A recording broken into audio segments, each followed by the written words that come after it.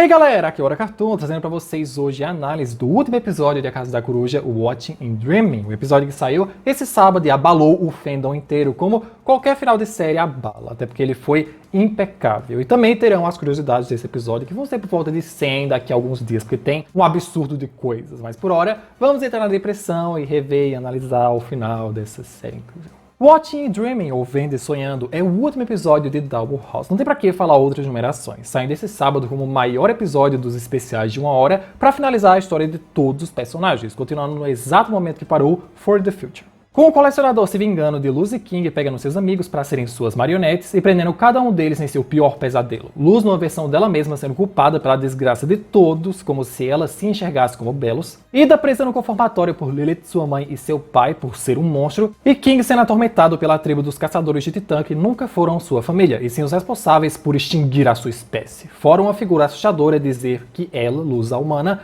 precisa acordar. Encarando todos os seus amigos, Emily reaparece e desafia Luz para uma batalha de bruxas porque ela precisa ser parada. Só que aí Luz entende que aquela não é a Emily de verdade, porque ela jamais erraria um termo desse que tem até nos livros da Azurael, certo? É duelo, não batalha de bruxas. Aceitando que aqueles clones ataquem ela. E então vemos que de fato são eles, mas estão sendo puxados como marionetes pelo colecionador para atormentar Ida, King e ela, bem como para deixá-los separados. E para sair daquela, precisa acordar, fazendo a primeira coisa que se faz quando se tem um pesadelo: acender a luz, lhe dando um glifo de luz antes de serem puxados novamente para os arquivos. Assim, Luz acorda e com mais glifos consegue acordar Ida e King depois, presos de um tipo de dimensão de bolso criada pelo colecionador, finalmente se reunindo após meses separados e aparecendo no título do episódio.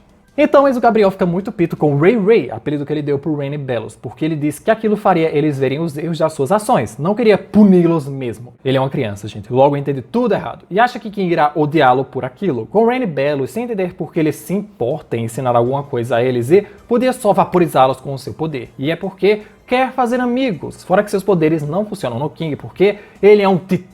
Criaturas incríveis que, quando totalmente crescidas, são mais poderosas que qualquer coisa, como por exemplo o velho coração do titã no castelo que continua a bater mesmo séculos depois da sua morte, dando uma bela ideia ao desgraçado. Sugerindo que Enzo vá mostrar os seus jogos favoritos aos três para que sejam amigos, saindo da cena e o deixando lá para pegar uma estrelinha. Que antes eu achava que podia ser uma bomba atômica, mas é apenas um meio de transporte sem teleporte que o colecionador usa.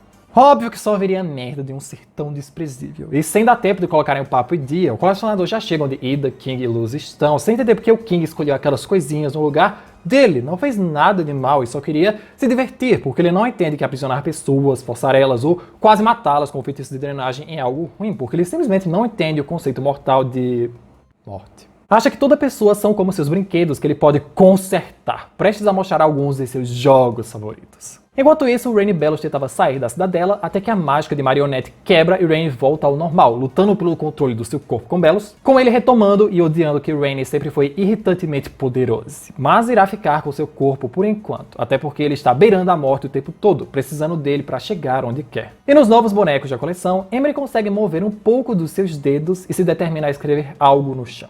Enquanto vimos a música tema do colecionador, ele força Ida, Luz e King a jogarem alguns de seus jogos favoritos, como Bolinha de Gude, Pac-Man ou Jenga, com o menino sempre sendo o obstáculo principal do jogo, só que em todos eles, os três dão algum jeito de acabar com a diversão da brincadeira dele. Seja machucando sua língua no Pac, fazê-lo cair com as bolas ou derrubar a torre de Jenga em cima dele, cansado daqueles jogos e começando a chorazinho. Com King confiando na Luz, porque se tem alguém que pode falar com aquela criança e colocar juízo na cabeça dele, é ela. Tentando entender por que ele está assim e só queria fazer amigos que não o enganassem ou mentissem pra ele. O King mentiu, Belos mentiu e até eles mentiram. Eles, os arquivistas, os irmãos do colecionador que são da mesma espécie que ele, só que mais velhos. Eles o jogaram no reino dos demônios pra ficar brincando de esconde-esconde e ver se os titãs queriam brincar, coisa que ele adorou porque os titãs bebês eram super fofos como King e super acolhedores, mas os arquivistas ficaram com medo do poder dos titãs. Então, um a um, eles foram desaparecendo, até sobrar um único titã que achou que era culpa do colecionador, por isso escondeu seu ovo dele e o aprisionou no espelho do reino entre os reinos. Mas ele provou que estavam errados, o titã, os arquivistas e os babacas dos caçadores de titã. Ele achou o último titã e é seu amigo agora, mesmo que não seja verdade. Pode fingir quanto tempo ele quiser.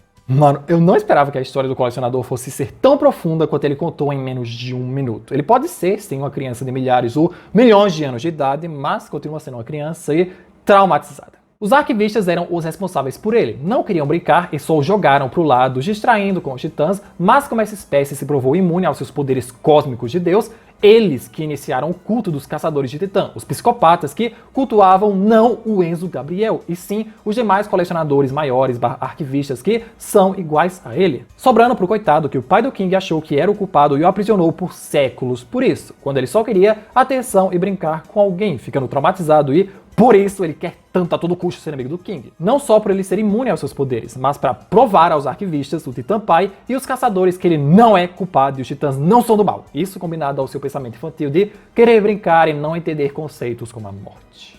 Eu nem sabia que era possível você traumatizar uma criança nascida das estrelas. Cuidado, hein, guys. Se vocês forem ter um filho um dia, cuidado para não traumatizar ele. E eu nunca odiei o colecionador, para ser bem sincero. E depois disso, é meio que impossível você odiar ele. E continuando. Aqueles três sabem muito bem o que é se sentir sozinhos, mal interpretados ou abandonados, podendo mostrar a ele como se tornaram amigos. Coisa que King já contou as histórias, mas com imagens e outras pessoas é bem diferente. Aceitando já que não tem nenhum compromisso e tem todo o tempo do mundo. Porém, Belos chegava rapidamente ao castelo, brigando com Rainy pelo controle, fraco demais para se manter e por isso Rainy consegue expulsá-lo, já não precisando mais dele porque seu alvo é bem maior. Assim, Rainy, mesmo quase indo de arracha pra cima, o persegue e briga com ele na sala do trono com todas as notas musicais e assobios possíveis, protegendo 99,9% do Belos quase morto entrar no coração do Titã. Só que esse 0,01% foi o suficiente para ele dominar o coração e se espalhar pelo lugar como um vírus mais nojento e mortal que existe. Caralho, hein, Belos, como eu te odeio. Mas eu fiquei muito feliz que Rainy não morreu, né? Pelo menos não por enquanto. Que prova que nem todo mundo que o Belos possui morre, graças ao Titã. E lá nos arquivos, Emery conseguiu desenhar no chão um glifo de luz que acaba liberando ela e todos ao seu redor. Pensando como eles vão libertar os outros que estão lá nos arquivos. E principalmente, cadê a luz? Ela estava mostrando como foi que o relacionamento deles três nasceu, de muito problema, esforço e mal entendidos, e conhecendo outras pessoas também. Passando pela casa da coruja, no campo de Grudgby que ele queria jogar, mas todo mundo tem medo dele, e depois pro joelho do Titã, onde Luz aprendeu sua segunda mágica de glifo e Ida ajudou a se conectar com as ilhas. Coisa que até um bebê podia fazer, de acordo com o colecionador, mas raros são os bebês que fazem isso dessa forma. Não é todo mundo que reconhece mágica de Titã e que ele deve gostar muito dela se lhe mostrou tudo aquilo. Coisa que nunca fez pra ele, perguntando se ela forçou Lilith e Emery a serem suas amigas também. Só que ninguém força ninguém, inferno. Pessoas são complexas e às vezes elas só precisam de gentileza e perdão, coisa que ele pode tentar. Só que algo tinha que estragar esse momento, né? Um som vindo de fundo que só o colecionador escuta e tem certeza que realmente ouviu aquilo. Uma respiração bem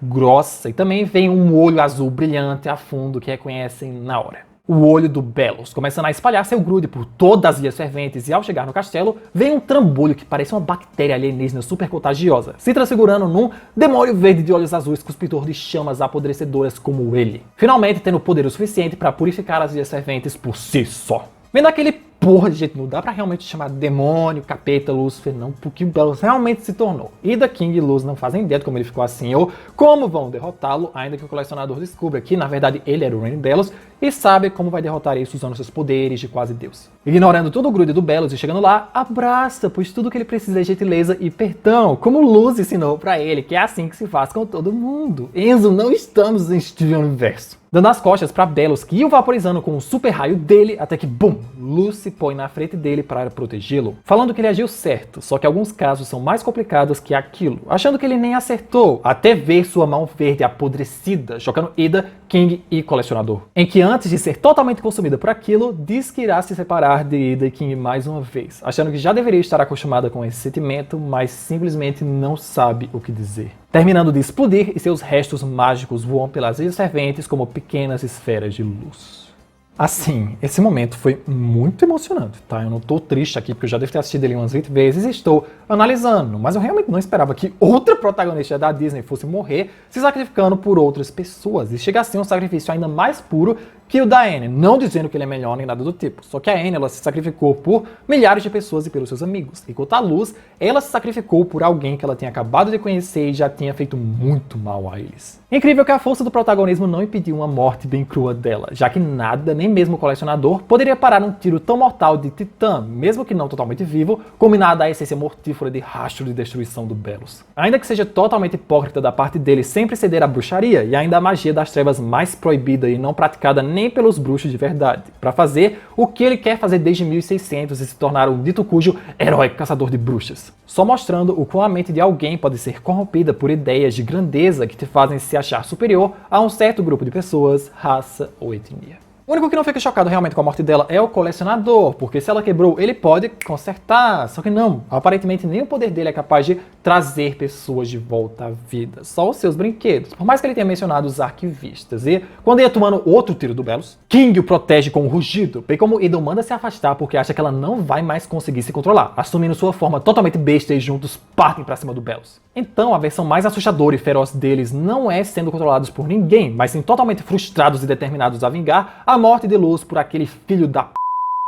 E quando o espírito da Luz estava prestes a ser consumido pela própria morte, uma coisa tira ela de lá: o Titã. O verdadeiro Titã das Ilhas Ferventes e pai do King, com um visual bem mais vívido e usando uma calça de glifos, camisa do Coven da Garota Má e um Huri nos olhos, fora estar numa versão bem pequena dele mesmo. Querendo que Luz não fique triste com pensamentos mórbidos, senão ela realmente vai estar morta. E sim, é realmente ele, como seu filho disse uma vez, o rei e a rainha de tudo, o melhor dos dois mundos, falando que aquele é o espaço entre vários lugares, um tipo de limbo ou purgatório antes da morte em si. Sendo justamente para esse lugar que o portal feito à mão da Luz levava, e sendo ele que dizia que ela precisava acordar no começo do episódio, realmente sendo uma mensagem divina, igualmente sendo ele que ela viu quando voltou para o reino dos demônios em For the Future. O Papa Titan, nome oficial dele, está preso naquele lugar há muito tempo, provavelmente porque o coração dele nunca realmente parou de bater. Ao menos ele pôde acompanhar o crescimento da sua criança o tempo todo. E quem foi bom com ele? Luz e Ida. Por mais que Luz ache que ela não é tão boa assim. Quando viu o colecionador partindo pra cima do Belos, desejou com todo o coração que aquela criança explodisse aquele filho da fruta de uma vez por todas, coisa que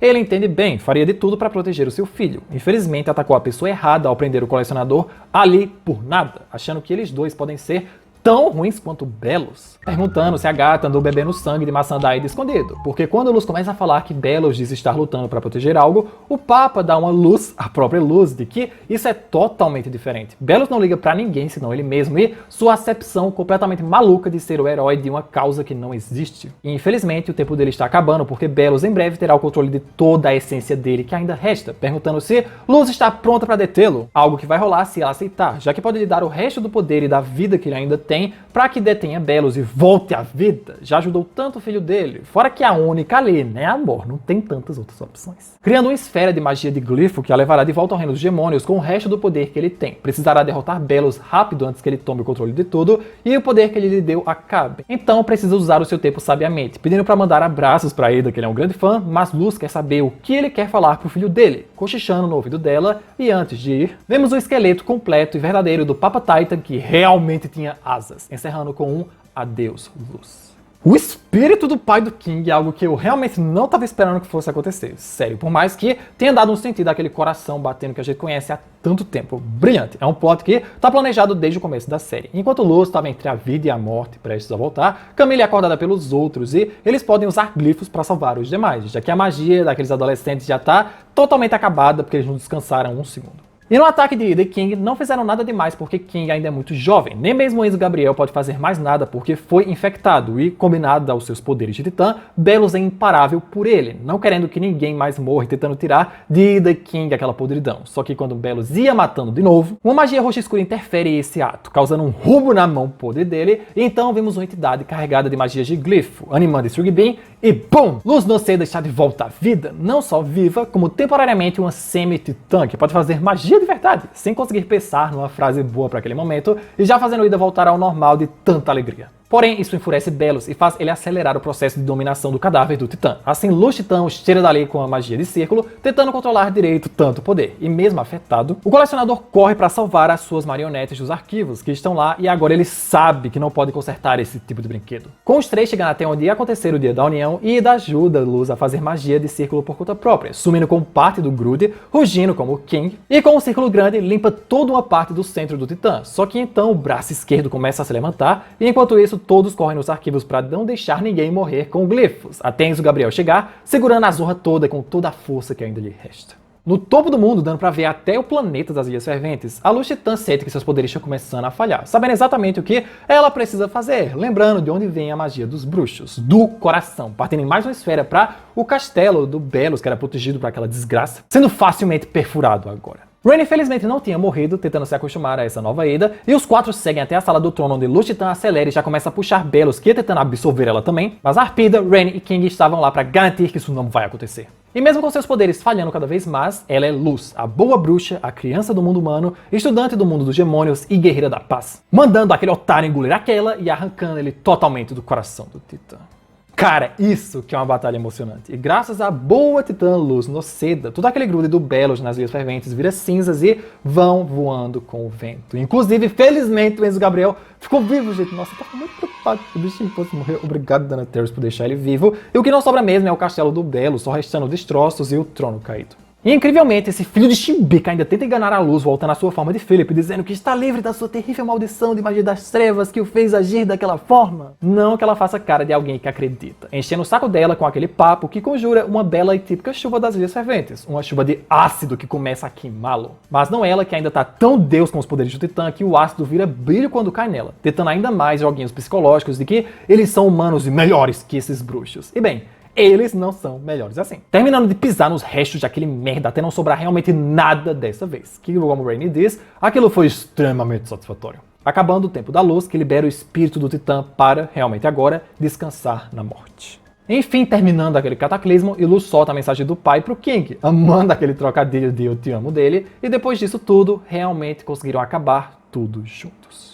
Gente, é emoção demais para telespectadores com menos de 35 anos. Dana sua desgraçada. E sim, gente, eu Xing elogiou ela variando da situação. E agora ouvimos a voz de Luz narrando o que aconteceu pós a batalha. Como todos os fantoches sendo libertados dos arquivos pelo colecionador, todos se reuniram com os seus entes queridos, tirando Odália porque ninguém gosta dessa vagabunda. Teve mais beijo gay na Disney para atormentar aquele rato desgraçado. E depois disso, muita alegria, coisas para reconstruir, alguns arrombados que queriam tomar o lugar do Belos como novo imperador ou imperatriz, mas Darius e Beowulf garantiram que isso não vai acontecer. Os soldados do imperador deixaram de ser soldados, e, enfim, podendo descansar juntos, Camila e Ida finalmente se conhecem, Lulu se reúne com Rutger, beijos de namoradas, e Enzo Gabriel decide ir embora porque ainda tem muito para ele crescer e amadurecer, retornando para as estrelas, mas antes de ir, King lhe deu François e desejou que ele volte logo. E infelizmente, com o espírito do Titã realmente indo de vez, os glifos que eram potencializados pelo seu poder pararam de funcionar para sempre. Ela aprendeu a linguagem do Titã, mas agora não tinha com quem se comunicar.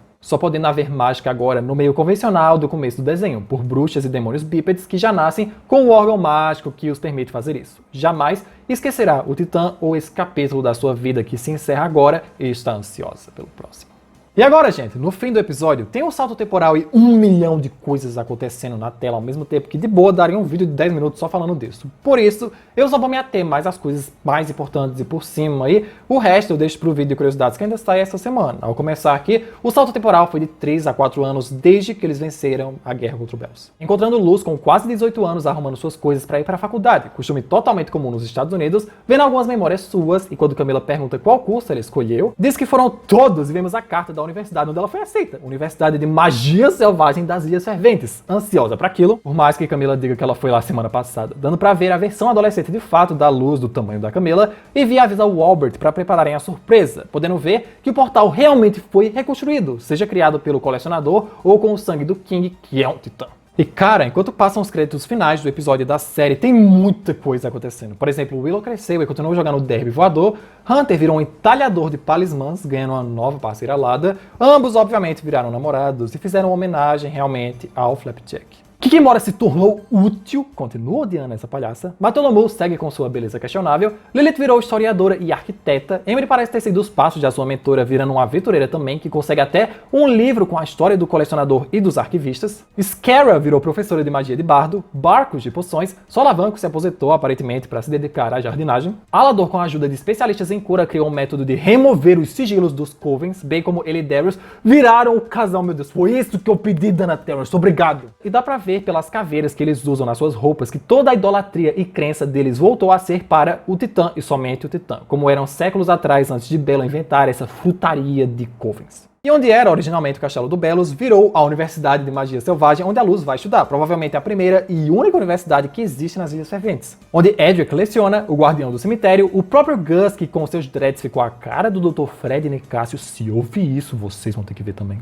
E a decana, ou diretora dessa universidade, é ninguém menos que Ida, a Mulher Coruja, que cedeu a vibe de Capitão Gancho, depois vendo que King cresceu tanto nesses últimos 3 anos. Oh, olha como ele tá grandinho! Nem parece que em breve ele vai ter 10 km de altura. E enfim, Luz chega para a surpresa, decidiram comemorar sua quinceneira, o aniversário de 15 anos, seguindo todas as instruções da Camila, porque como Luz passou seus aniversários de 15, 16 e 17 anos ajudando a reconstruir as Ilhas Ferventes, quiseram fazer essa celebração fora de época para ela em agradecimento, fora King mostrar que, como ele está crescendo e ficando mais poderoso, a magia de glifo está voltando para as Ilhas Ferventes, só que com todo um novo sistema de combinações de glifos que o King tem diferente do pai, que ela terá que desvendar. Nada poderia ser mais perfeito para ela. E encerramos com fogos de artifício do colecionador e todos os personagens dizendo tchau pra nós.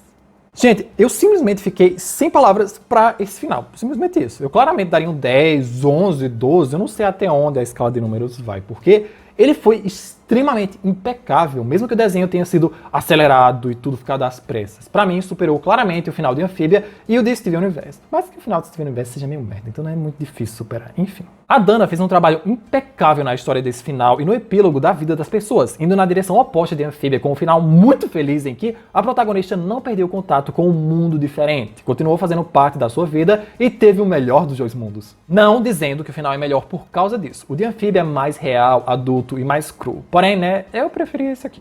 Parabéns, Dana Terrence e a equipe do desenho. A série foi impecável e coesa do começo ao fim. E eu fico muito feliz que quando Dollhouse foi anunciado lá em 2019, eu apostei que seria um desenho do caramba. E eu realmente acertei. Eu fico muito feliz com isso. E espero que futuramente tenhamos mais desenhos assim em breve que sejam bons como Dollhouse foi e que não sejam cancelados pelo mínimo de representatividade. E por esse vídeo é isso, galera. Já falei demais e vocês podem picar a mula pra outro vídeo. Por mais que eu não falasse muito de Dollhouse aqui no canal, eu vou sentir muita falta dessa série, como eu sinto de todos os desenhos que acabaram e foram tão bem encerrados como esse. Comentem suas notas e emoções acerca de Watching and Dreaming e até o próximo vídeo.